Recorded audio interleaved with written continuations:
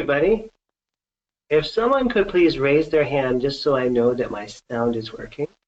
Oh, thank you for doing that, Lori. All right, it's action time.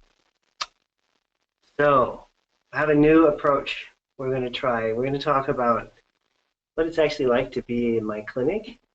And this is, to a certain extent, to educate you guys about how functional medicine practices work, and also to a certain extent to see if you're a good fit for my clinic. You sign up, become a new patient. That'd be awesome. And let's see. I just fill you in a little bit about what's happening in the functional medicine world first, just so you can get like update. So I just got back from the Institute for Functional Medicine seminar in Denver, Colorado. I got in yesterday, and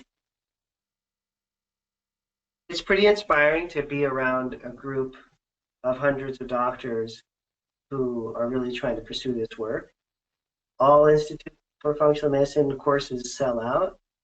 They have a huge amount of interest right now, which is very heartening. And for the first time, I was on the stage at the IFM conference presenting in the evening session on practice implementation. It was a really wonderful experience, and I got to spend a lot of time with their faculty. I really, really appreciate that group of doctors and all that they're doing, you know. And functional medicine is just starting to go through this, burst of growth, and about time, if you ask me. So let's take a look about, the subject for today, a day in the life of a patient, and this, my practice runs in a similar way to a lot of practices out there. If you haven't been a patient yet, or you're wondering about being a patient, even if you don't sign up with me, you go find a good IFM certified doctor near you and get this whole process started. Sooner than later is better. So I want to talk a little bit about patient perspectives, and I want to show you some of the details about how my practice actually works and what you should expect from a good functional medicine workup. And let me show you here. It's sort of the behind the scenes thing that you might not know. And there's certainly a lot of,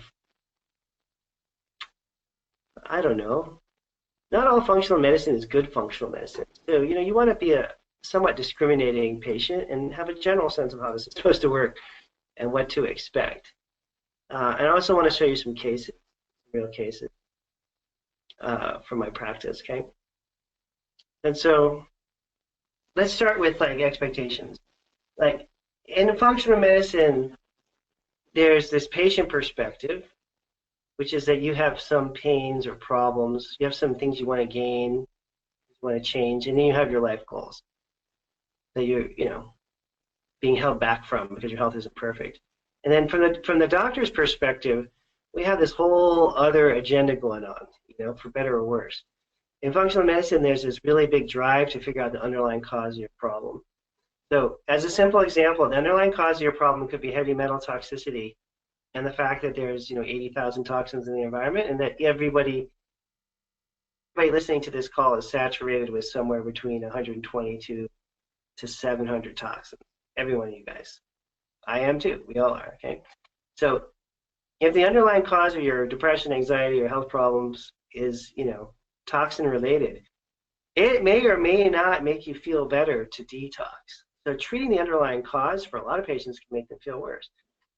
But yet on the other side of it, the goal here is to try to relieve human suffering. So it's hard when you're doing functional medicine because sometimes the stuff that you want to do to treat the underlying cause is going to make the person feel worse.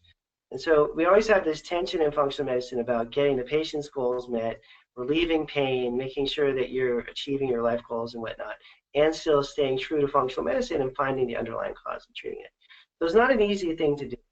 However, I think all the good functional medicine doctors will get people feeling better in the first 3 or 4 months of treatment and know when to address the underlying cause that may make you feel worse. You don't have to address the underlying cause first.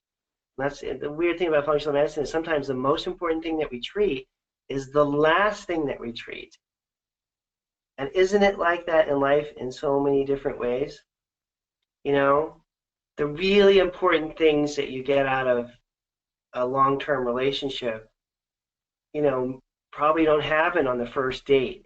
So you go out on your first date with somebody you just met, and you know, you may not plumb the depths of your psychological pain and share everything that you're existentially worried about on that first date, right? That may happen later once you've been married for a few years and really have a bond and you can trust that this person's going to be there for you. You can share your feelings, right? So it's the same in functional medicine. You know, the very beginning, you don't have to treat the underlying cause, even if that's a really, really important thing. We can just get people feeling better and motivated in a lot of different levels. And the three body systems approach that I use with patients really helps deal with that. So let me show you that real quick. I'm just going to be skipping around these slides because I want to kind of talk through what I do in my practice here. So in my practice, we work with body system 1. That's the neuroendocrine system first. Okay, so we work with adrenal hormones, with neurotransmitters, with thyroid support, get the person feeling better first. Then we address digestive issues if they're present. Then at the end, we address toxin-related issues if they're present. So again, if you have a toxin-related problem, it could be the most important thing. We're just not going to address it first because if you do detox too early in the process, people feel worse, and that's a big turnoff. We don't want to do that. We correct the body systems in the order in which the problems occurred for a variety of reasons to get people feeling better, and also because it sets the stage. Treating the adrenals first, or this could be thyroid, or this could be brain, this is the neuroendocrine system. Treating the neuroendocrine system first, the thyroid, the brain, the adrenals, gets you feeling better. It also reduces inflammation. It also helps improve gut function and all these other things that happen when the hormonal system comes into balance. So that when we get to the GI treatments, they're easier to do. When your GI tract is working better, it's easier to remove toxins. So again, working on the GI tract before you detox somebody allows that detox process to go much more smoothly, fewer side effects, less problems, because a lot of the toxins that you're going to eliminate in that third phase where you're looking at detox are going to be going out through the gut. So neuroendocrine, GI, and detox, we usually treat in that order, and that gets people feeling better first, and then kind of leads them down this road where they're going to start to respond to treatments better. Okay, so that's like a big picture starting point. Now, I sell a lot of supplements in my practice, like a lot, and yet I'm against the use of supplements unless you absolutely have to take them. It's kind of ironic, isn't it?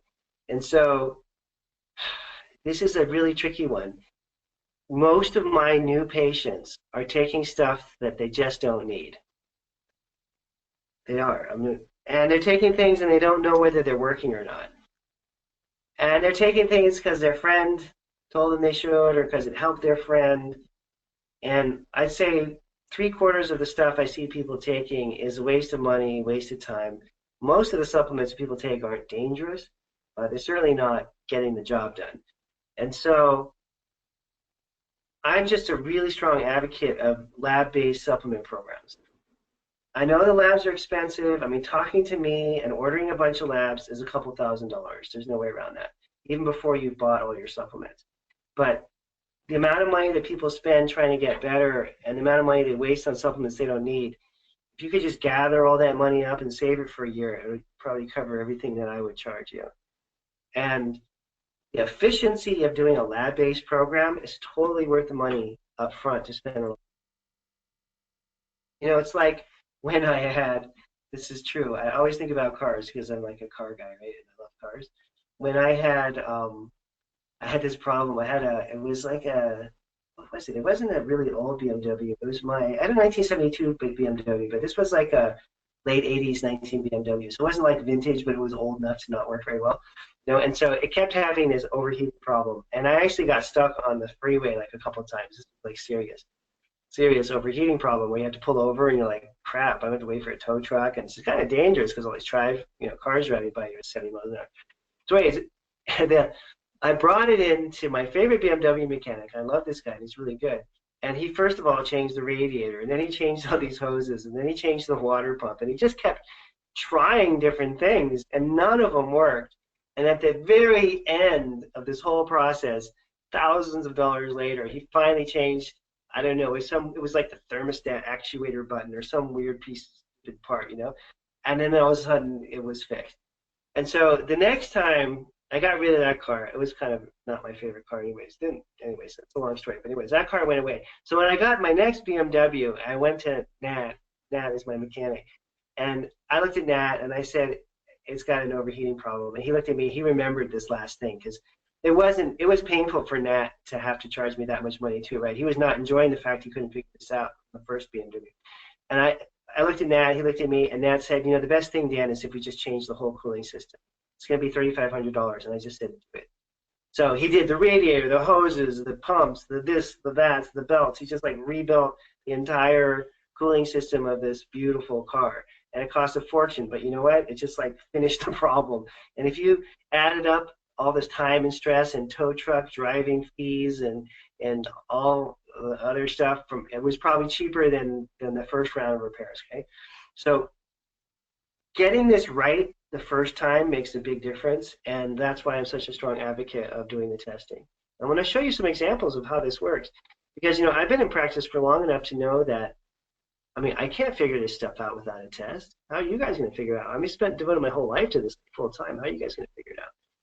So let me show you real quick here. These are some sample tests, and I'll show you what I do in every case with every patient is we order an adrenal lab to look at stress. Unless there's some exceptions, but in general, we look at a GI lab to look at all the GI stuff, and then we look at organic acids. Let me just show you some examples. So here's a typical case, 35-year-old. It's an adrenal lab. It's going to measure your cortisol and your DHEA. And from that, I can tell basically how much stress has worn your ass down. How much is, the stress and the wear and tear of life causing a problem. You have low DHEA, your cortisol is all over the map. That lets me know a lot about how to rebuild the adrenal hormones and whether you're going to really benefit from that kind of work or not. So you'll see some people that have cortisol levels that are in the mid-range. We'll see some people like this lab who have cortisol levels that are super low, like a cortisol of a 14. Okay, that's a really exhausted person with a DHEA of a 1. That's really, really low in the scheme of things. And then you'll see some people, which is amazing and kind of wondrous, who have a lab that looks like this, where their cortisol levels are super high. Like the last one was down low at a 14. This one is up at a 53. The range is like 20 to 40. So you have people that are low, call that a stage 3. You have people that are high, call that a stage 1. And the treatments are completely different. Okay, with a high cortisol, you want to knock that down. And that makes that person feel better pretty quickly, usually. With a super low cortisol, let's find another one here so you can see some more examples. Here's a good example. Total cortisol for this person is 9. Okay, that means they're making 9 units of cortisol throughout the day, and you're supposed to make 20 to 40. That's exhausted, right? And so that person needs their cortisol levels uplifted, and that'll make them feel better. And there's special supplements and protocols to do that. Whereas that person we looked at a moment ago here, who had a high total cortisol, and we got to show you some other examples so you can see. Okay, this person's got a total cortisol of 60, 66. That's high, so we want to bring it down. So we use supplements that bring it down. So this is all lab-based. And you can't really look at someone and just say, I think your cortisol is high or low. It varies. That's why we do the testing. So that's the first round of testing we do with everybody. Second round of testing I do is a GI map, or it's a GI pathogen screen. And we're looking for all these different bugs. And here's a bunch of labs that we've done recently in my clinic. This person had C. difficile. How the heck would you ever know you have C. diff without doing a lab? You wouldn't. It's like that would, unless you have some amazing psychic person who can see into your abdomen. You really never know. Oh, this is a good one. And this is kind of a strange doctor thing, but I remember people based on their labs. I actually remember who this person is, because this was a weird combination. This person had Dientamoeba fragilis and Endolimex nana. Again, like, you're going to intuit that? Yeah, my intuition's really good, but I couldn't be able to differentiate what intestinal parasites someone has or doesn't have. And some people don't have parasites at all, and they think they do. They'll come and they'll just say, I know I have a parasite. We test them, and they don't. You don't want to treat things that don't exist. Sometimes doing the test this happened a few weeks ago. Sometimes doing the test and seeing that nothing's wrong is the most incredible experience for somebody, you know. Okay, here's another one. This is not so good, all right? This person needs a whole different kind of treatment, though. See, they have Endolamax nano, and they have a candida overgrowth, and this other yeast or fungal organism. So this person's going to need a parasite and anti-candida program. And by and large, the herbs for these different protocols are pretty different. Okay, so they're not all going to be exactly the same. So that's the, you know, some examples of the GI testing. You can see, get a sense of that. So again, we do the adrenals, we do the GI, and then we do organic acids. Now, organic acids are complicated. Some of you that may have watched other webinars I've done know that already. I'll just go through the categories of stuff that we can find on the organic acids. And this is one of my areas of expertise. I'm quite highly trained in this interpretation of these. So we look at fat burning. What happens if your fat burning doesn't work well? You get fat, basically. That sucks, you know. Put on body weight. No matter what you eat and how much you exercise, if these markers are messed up, you're just going to have a big butt and a big tummy, and that's just the way it is. This just drives people crazy because they're like, I don't know, I'm eating exactly right. Paleo, AIP, PCB, you know, SCD diet, whatever people are doing these days, you know, gluten-free and all that. And I'm not losing any weight. In fact, I'm gaining weight even though I'm not eating any calories or whatever. So if fat burning is messed up, you got to fix it to burn body fat. That is super important. Get a red star there, okay, a bunch of stars, super important. You got to know your carnitine. Now, carnitine is also really important for, carnitine function is really important for athletes too, who want to be, you know, working out hard. Okay, so that's the first part. We look at carb metabolism. That has to do with things like blood sugar control and sugar cravings. Look at energy production. That has to do with the mitochondria and how they make energy. And that's not all. Okay, the rest of this lab goes on. It checks all the B vitamin markers, including what is super popular these days, which is the methylation markers, right? And people that are into MTHFR and all that good stuff, it actually measures methylation through looking at folate and B12.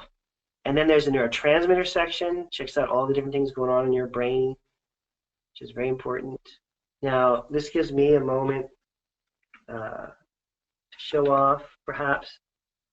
Perhaps this is me showing off. Perhaps this is just the way it is. Oh, I can't find it now. I'll try to find it before the class is over. It's my organic acids test I did recently. I want to start it. Yeah. I don't know, waste time right now. Okay, so neurotransmitter markers, oxidative stress, really important to look at antioxidant levels. Measures liver detoxification capacity, get a good sense of what your liver's up to. And then it looks for, basically this is like a screening to see if you're eating enough vegetables and fruit, all these markers in here. Because these intestinal bacterial markers are affected by your diet. And if you're not eating enough vegetables and fruit, then these markers are going to be off. So we can tell a lot about diet with this as well. And then there's a candida marker on here. Okay, so if you kind of tile this together, there is a little method to the madness here, which I'll show you, which is that there's 3 body systems, right? There's neuroendocrine, GI, and detox, and we do the neuroendocrine testing. That's for adrenals, thyroid, brain. We do the GI testing that looks at all the pathogens, and then we do the detox testing, nutrient replacement, the oxidation and methylation, that's all organic acids. So in my clinic, again, 3 tests, neuroendocrine, GI, and detox are covered. And with these labs, we're actually covering adrenals, neurotransmitters, mitochondrial energy. For women, female hormones. We're looking for pathogens, microbiome. Remember I showed those bacteria as analyzed. We're checking for detox pathways, oxidation and methylation, and nutrient replacement and inflammation. That's a lot to do. Is that everything? No, but that's a lot. And if you get that much data on a person and I sit down with you for an hour, we can figure out a tremendous program. Does this work all the time? Absolutely not. But it works a lot. It works a heck of a lot. And in fact, you know, we were just talking with one of the doctors I'm training now, this wonderful guy, and he's a urologist by training, but he's just started to do functional medicine. And he's, you know, he comes back to me and says, you know, all I did was the adrenal protocol. people are getting better left and right, you know. So in my practice, you know, now, because I've been doing this for so long and because I've been, you know, had so many teachers train me so well, I can handle neuroendocrine, GI, and detox data, put it all together in a package, have it fit for that patient, and then start to get into designing programs. And that's really my expertise. And even though I charge a lot per hour, I understand I charge a lot, I get so much done in an hour. It's cheaper than working with someone for 16 hours that's still trying to figure all this stuff out. Basically paying for a higher rate for someone that's just done this tens of thousands of times, you know. So it's more efficient. If I look at it, like when I was charging $200 an hour, I first started my practice, I don't know, probably took me 3 or 4 times more time to get people better than it does now. So I also am really personally obsessed with design factors because I found over the years this really makes a difference. That we have to design a program that suits what you want, that your pains and gains and all that, right? We have to design a program that incorporates lifestyle changes or this won't work. You're not going to just supplement your way out of adrenal exhaustion. You have to change the lifestyle. And then we have to, of course, use supplement programs that are either maintenance programs or for long-term or therapeutic programs. So we've got to integrate all these factors, what you want to get done, getting you to make lifestyle changes, and then supplement programs. Now, everybody knows that you should go to bed at 9. Everybody knows that you should drink 3 or 4 quarts of water or more a day. Everybody knows that you should meditate every day. And everybody knows basically what healthy is. So the lifestyle stuff is not mysterious. It's a matter of finding what's going to motivate that person, how are you going to get the lifestyle changes done, and how's that going to interface with the supplements. For example, it doesn't make a whole lot of sense to do a liver detox program and drink alcohol and caffeine. Does it? No. I mean, it makes no sense at all because the alcohol and caffeine get metabolized in your liver. So when we're doing liver detox programs, we say you can't have any caffeine or alcohol. And then how do people feel when they stop caffeine and alcohol? A million times better, right? So there's this tie-in between the lifestyle factors and the supplement programs that's really important, right? So I want to show you some real cases now and how this would actually play out. Oh, and then I got to talk about how the clinic works too. So let me do that first. Because the process can be a little confusing for people. And so the way the process works in my clinic is I have Mark Herbert, who has been with me for 11 years. He took my functional medicine training program in 2006, 2007. He was the only practitioner in the history of the world who listened to my weekly doctor calls for 9 years in a row. Okay, this is a 6-month class. Mark was in it for 9 years. So at that point, I was like, okay, Mark, I'm just going to hire you. You know more about this stuff than I do. He's a really wonderful guy. He does all of our intake. You know, he'll go over your health history. He'll figure out the best labs for you. In fact, you know, when I first hired Mark, I was kind of nervous. Like, how is this going to work? You know, because I've always done it by myself.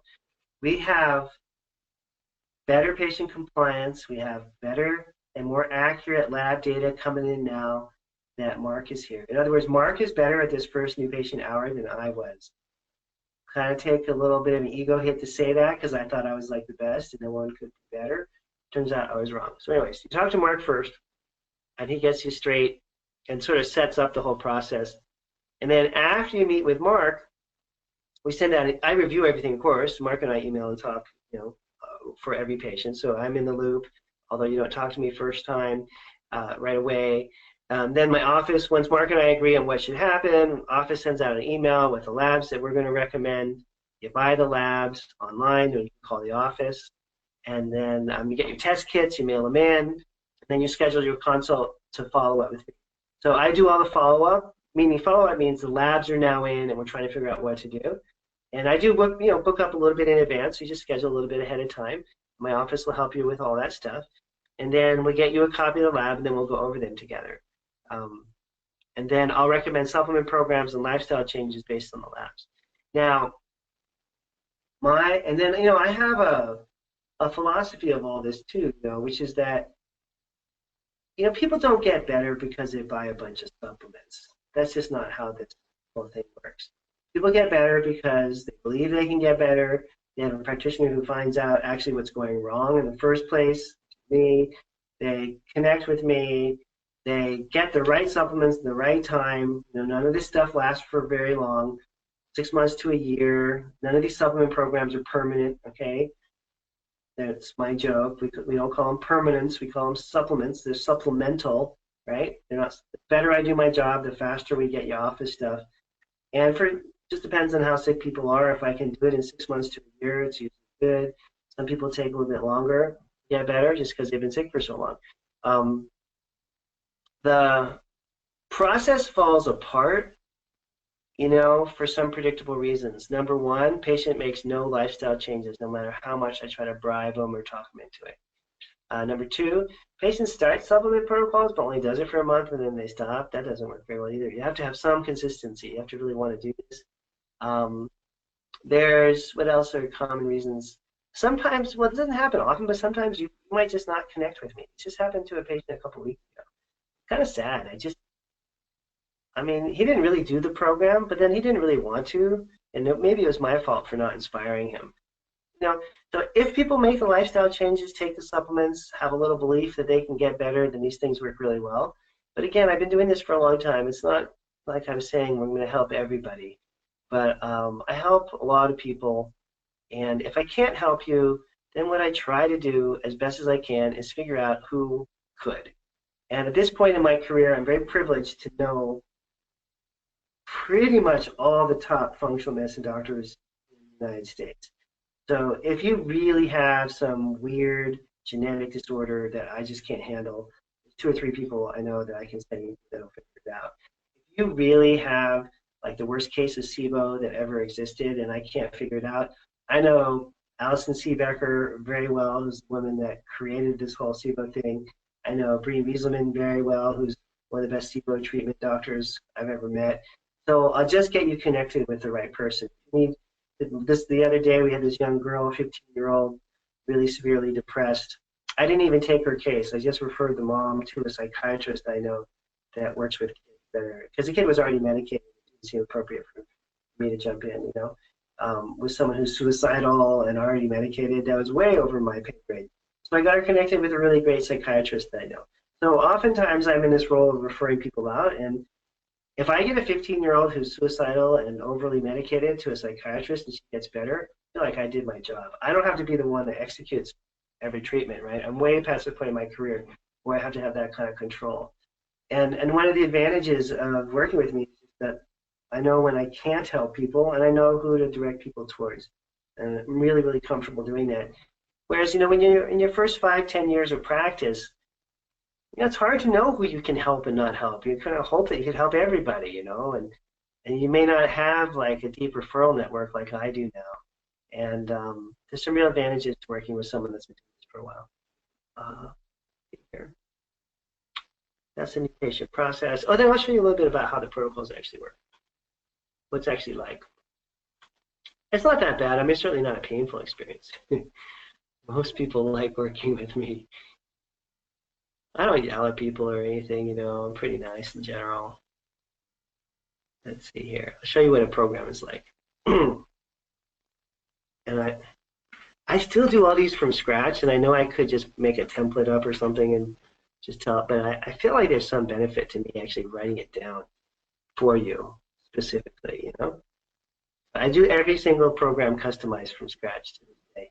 We don't have any templates, so this is for Joe. Well, let's make it, how about Dana Smith, because that could be a female or a male, right? That could be Dana Smith. And so it's pretty straightforward. Then let's look at the 3 body systems, and I'll show you how I would design a protocol. Now, remember, we've got neuroendocrine, that's brain and hormones. We've got GI, and then we've got detox. So let's look at a typical case, and then I'll show you how it gets all slapped together. And here's a case. Should have them all. Yeah, here we go. Okay, so here's an adrenal lab. Just quickly here. Very low cortisol. It's down at a 9. Should be up around a 30. DHEA is a 1. Should be up around a 10. So low cortisol, low DHEA. That's one problem, right? And we look at the GI portion of the test. Oops, H. pylori. So that's a stomach problem, the bacterial overgrowth in your stomach. So we need to deal with H. pylori. So now we have two problems, H3 adrenal and H. pylori. And then we look at their organic acids. And let's just do the simple version of this, okay? I don't want to get into an hour on organic acids, but they have an energy problem, a methylation problem, meaning B12, and then a really bad detox problem. Look at that. All these detox markers. Oh man, okay, we're going to spend a little time just showing how this is all tied in. And this is part of the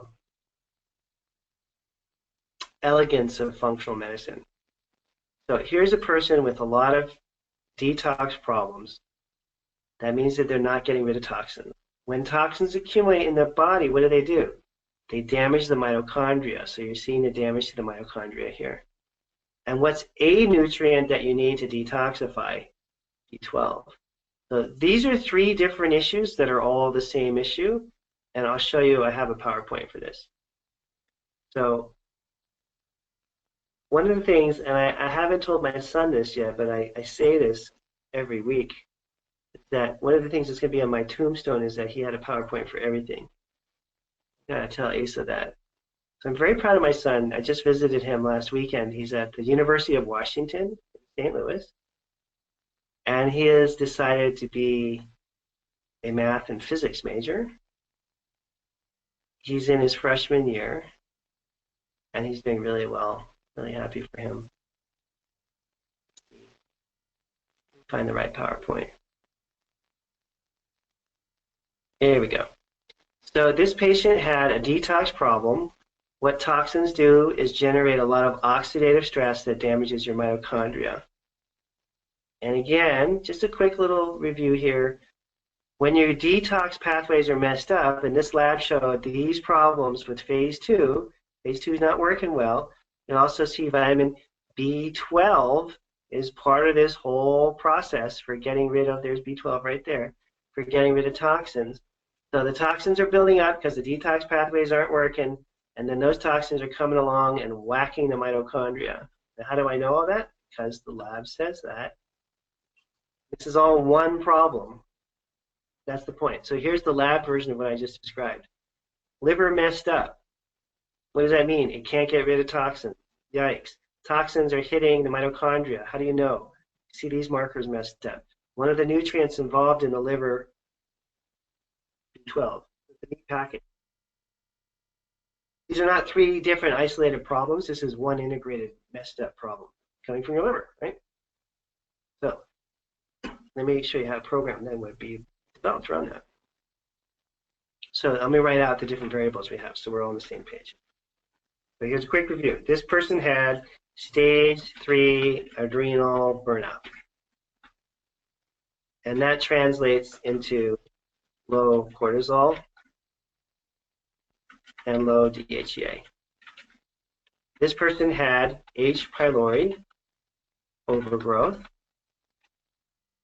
in the stomach. And this person had poor detox capacity with damaged mitochondria and B12 problems. And remember, poor detox capacity, damaged mitochondria, and B12, that's all one big problem. That's why I put it all in one line. So now let's go back for a second and look at the three body systems. And where do we have problems with this particular patient? Do we have a neuroendocrine problem? Yeah. Stage 3 adrenal burnout, that counts. Do we have a GI problem? Yeah. We have H. pylori, that's a pathogen, that counts. Do we have a detox problem? Yeah. We have detoxification pathway issues, and we have a methylation problem. Boom, boom, boom. So how are we going to treat these things? We're going to start with neuroendocrine. When that's rolling along, we're going to deal with the GI. When that's getting better, we're going to knock out the toxin. And then what happens? Super happy, healthy patient.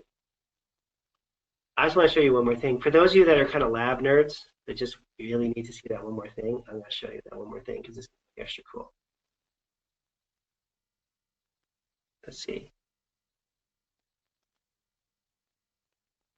that, oh, wait a minute, that's the wrong lab. Sorry, I've got too many windows open here.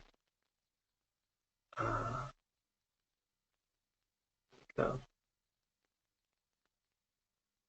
Is that it? Well, I'm just going to have to, yes, I lost my window. Is it here? I just want to show you this one thing on the testing. It's pretty cool. Now, this is a different one. Oh, well, that one's gone for now. We'll do it. We'll do the next case. I'll show you. Okay, so let me show you how this gets designed now. All right, so we've got an adrenal problem. So I start with that. Why? Because it's the first body system. So we give DHCA drops at 1.2 milligrams per drop. And what was it at stage 3? So stage 3 is getting a really low amount. That's like 3 milligrams 3 times a day. And I would give pregnenolone drops. Now this varies from person to person, obviously, but this is generally how it works. It's about 1.2 milligrams per drop. And the stage 3s get a lot of pregnenolone, so we get like 15 drops times a day. We also use a special kind of licorice root for the really low cortisols. That's also in a drop, really well absorbed. Do that, and then I have these special multi-packs I use for adrenals. That has the vitamins, the minerals, all that stuff. Don't have to worry about that. And then we may give some herbal or glandular support. Glandular support. That depends on how messed up the person is, how tired they are, basically. So that's a nice little adrenal program, and that would run for 6 months. I had a patient ask me the other day, I'm not making this up, and I didn't laugh at the time. It took me a few minutes to realize how funny this was, but they were serious. She was like, how long do I do my 6-month adrenal program for? And I was like, that's a 6 month. Yeah, you're going to do that for 6 months. She was like, okay, great. Anyways, adrenal program for 6 months or 6-month adrenal program means you're going to need to do this for 6 months to start to feel better. The goal for all of these kind of adrenal protocols is within the first 3 or 4 weeks, you're starting to feel better. And I want to hit 10% improvement per month with everybody, or we're not doing our job, okay? So I want to get that going. And then we want to, well, there's another component of this. So let's say adrenal and energy program, because they also had the mitochondrial issue, right? And I'm going to put that in here.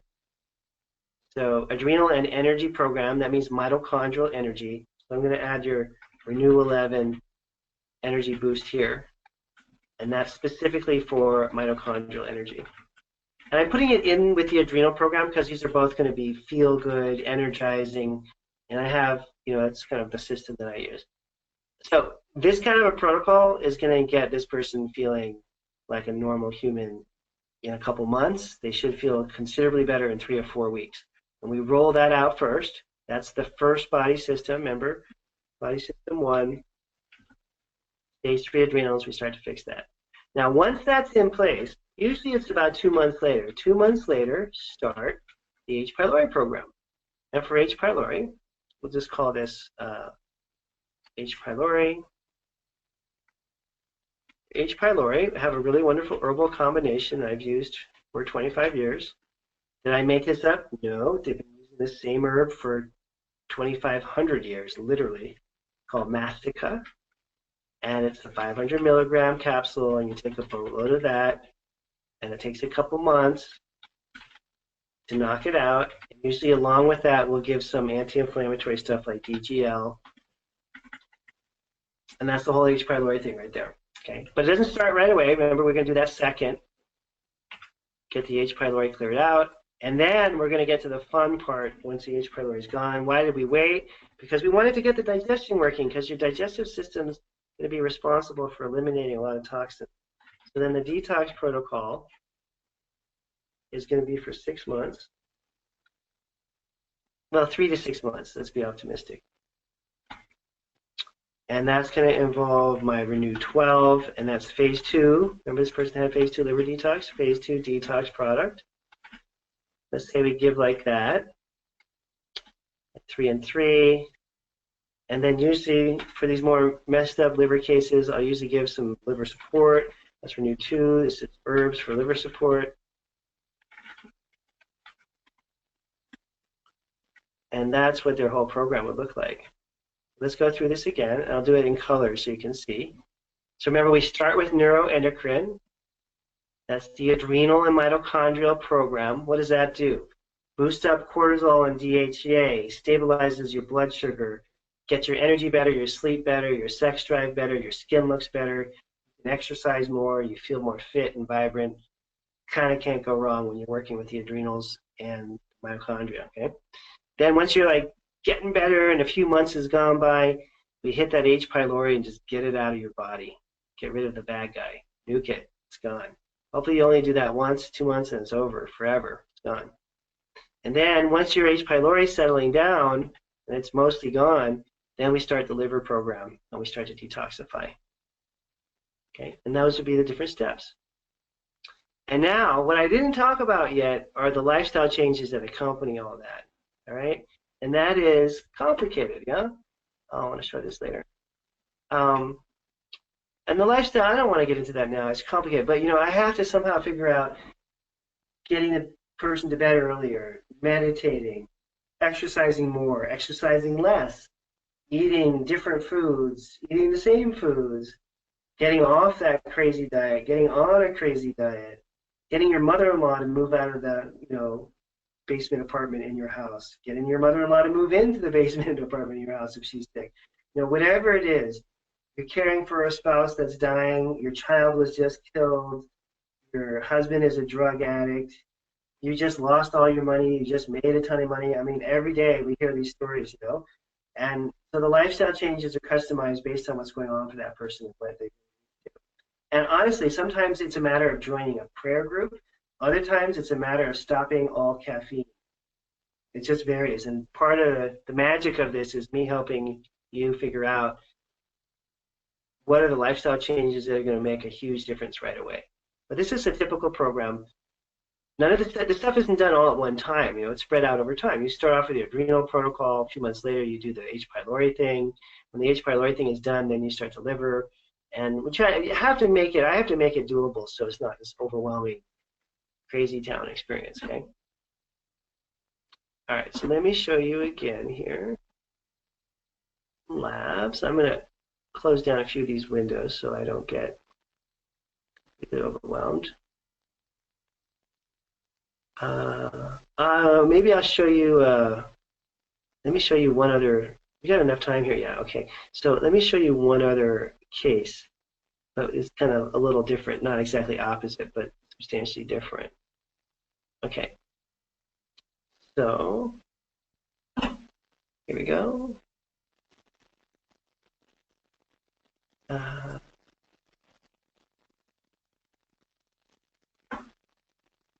All right, and I'm going to take a 30-second commercial. Just a second here. Give you guys a little mental break. And I'll just show you what I've been up to lately. So besides this meditating all the time thing I do, so I go to bed every night. You can ask my staff, I'm not making this up. I go to bed every night between 8 and 9 p.m. I'm for sure always asleep by 9, but I wake up around 3:30 in the morning, so it all kind of works out, It's not as crazy as it's not. And then I have, if you're up at 3:30 in the morning, like who else is up at 3:30 in the morning?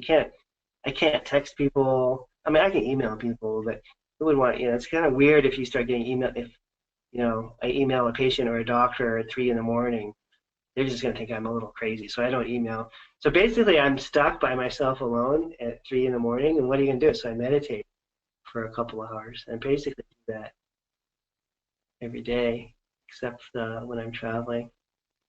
So here's the real love of my life. This is my Alfa Romeo, 1971 Alfa Romeo.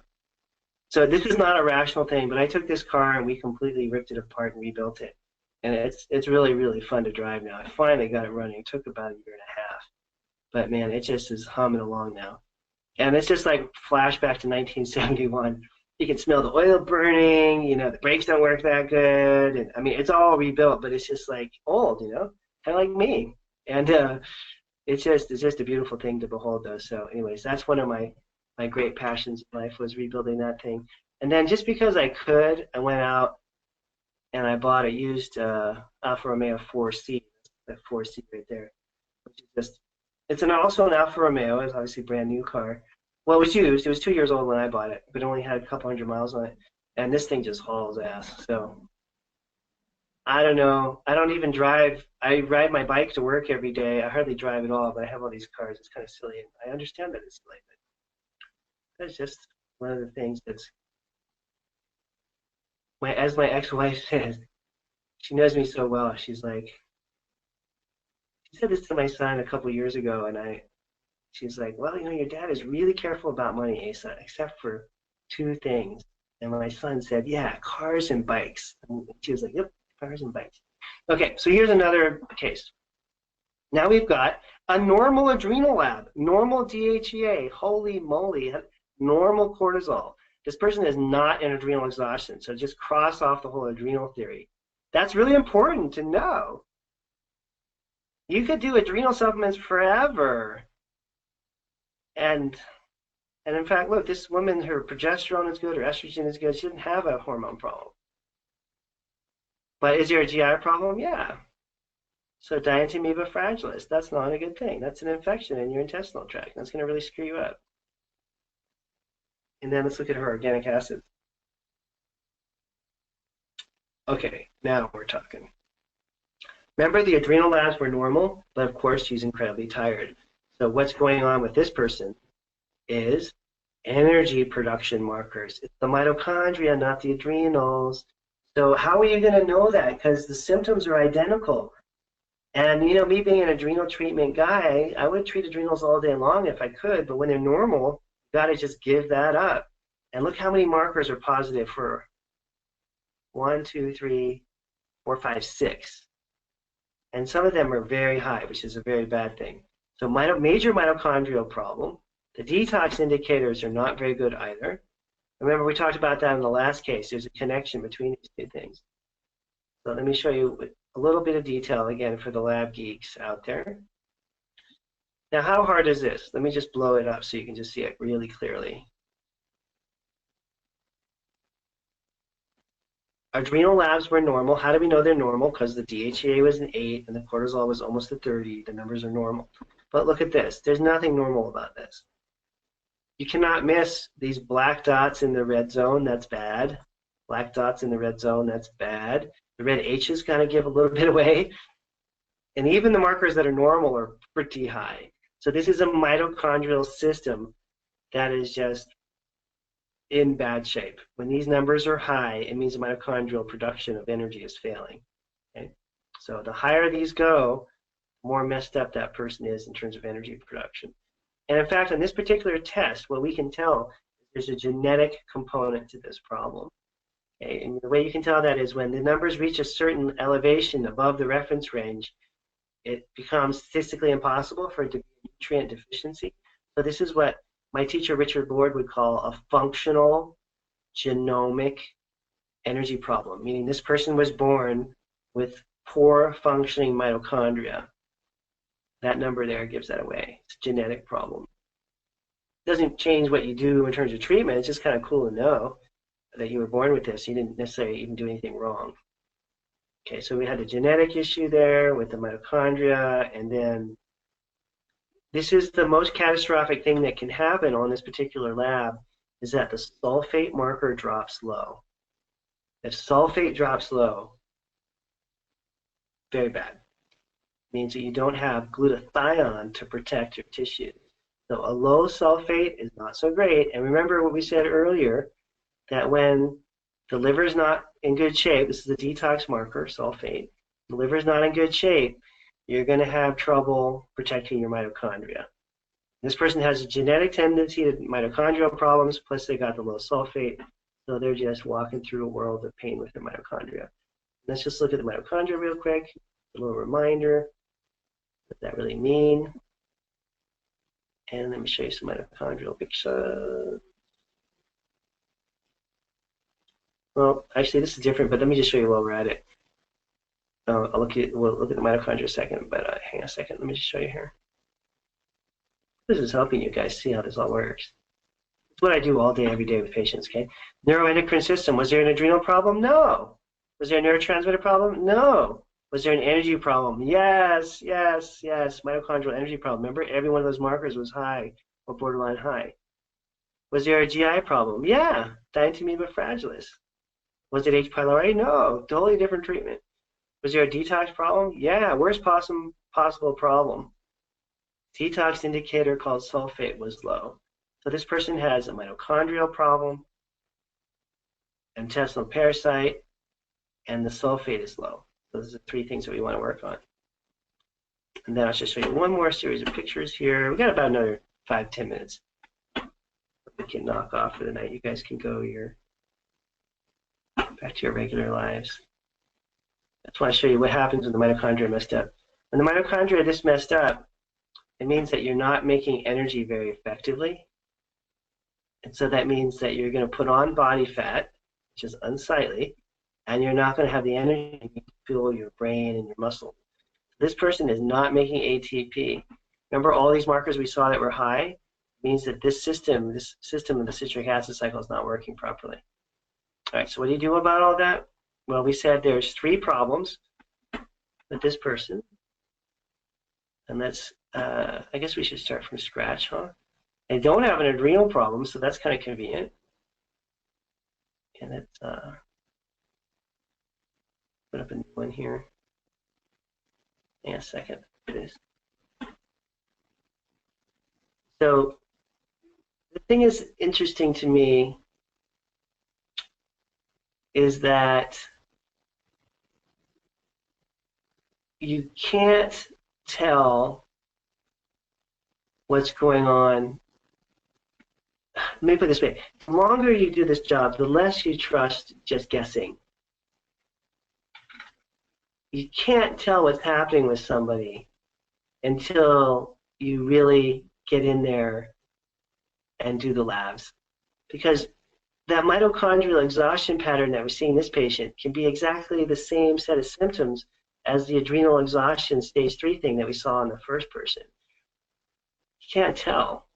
And you know, after years of guessing and second guessing, I just now 100% trust the labs. They're so damn accurate, way more accurate than my personal opinions would be. Way, way more accurate. It's just taking me all these years to really understand that. So now this person, remember, write down their protocol up here. Let's write what we're not doing. I wouldn't normally do this, but just so you can see. No adrenal program needed. No neurotransmitter program needed. I didn't show you that, but the neurotransmitter markers are normal. Not doing any of that stuff. So we're going to start off with mitochondrial energy protocol for 6 months. How long does that last? It's 6 months long. Then we're going to have to clear the parasite, B. fragilis. And then we had a sulfur problem, right? Low sulfur. Or low sulfate. Improve glutathione and liver function. That's all this person needs. Mitochondrial energy, get rid of the Dientamoeba fragilis, and get their liver working better. Now, if this was a real, well, this is a real patient, but if you were like listening and like you were the patient, I would be saying this right now. I would be saying, hey, let's get your mitochondria working. So I give you my Renew 11 energy boost. I think of that's like a multivitamin for your mitochondria, and I would give a boatload of it. This person's messed up. And then I would give CoQ10, 200 milligrams, which is a hefty amount per pill, and I'd go real high on that because this person's messed up. And then I give PQQ, which is for mito repair. And then everybody with this level of exhaustion needs magnesium, so give some extra magnesium. You could do that at night. It helps people sleep. And then and then the sulfur compound, right? So let's say that's my Renew 12 detox sulfur compound. A lot of that. That would be the person's program. Mitochondrial energy and liver support. Boom, just start now. And then, as a few months roll by, we would do the parasite treatment, herbal for D. fragilis. Some people use antibiotics. Most people don't want to use antibiotics unless they have to.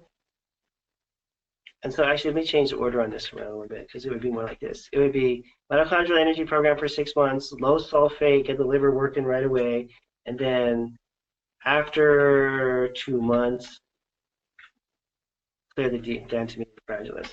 And again, the lifestyle changes are going to vary depending on what person's at.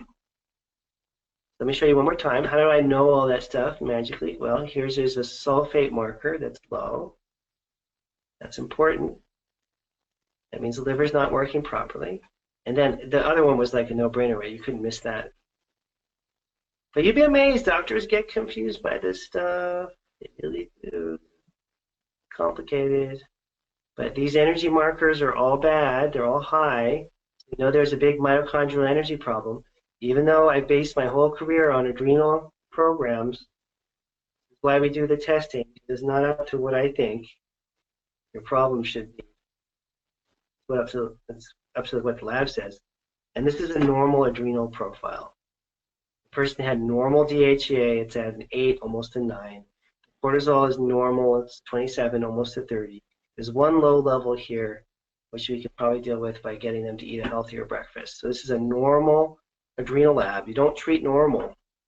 So it's Yahoo, congratulations, your adrenals are normal. We're going to focus on these other problems that are causing all this fatigue. Now we go back again here, just one more time to show you. Under the neurotransmitter, neuroendocrine system, neurotransmitters were fine, adrenals were fine. Energy production was where we found the problem. There was a GI pathogen, and there was a sulfate or detox problem. So there we go. 1, 2, 3. And we treat in that order, okay? Except for I mixed it up a little bit because I'm like, I feel bad for this person, so I'm giving them the detox in the beginning. So it's more like energy and detox are 1, and then 2 is going to be the pathogen, all right? Now, let us see. All right. I think I got most of the things covered that I want to talk about, you guys. I gave you a couple of cases. Talked about how the clinic works with Mark, the patient process. If you're interested in getting started, Mark has new patient appointments available. You can sign up anytime. I'm around, not going anywhere. At some point, I'm going to retire, but I'm going to see if I can last a little bit longer. I'm 53 years old.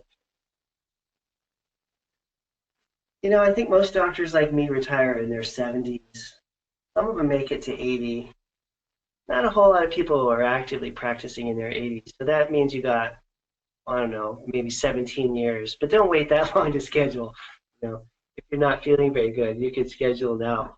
I think I'm kind of hitting my prime, you know. Doing this for 25 years.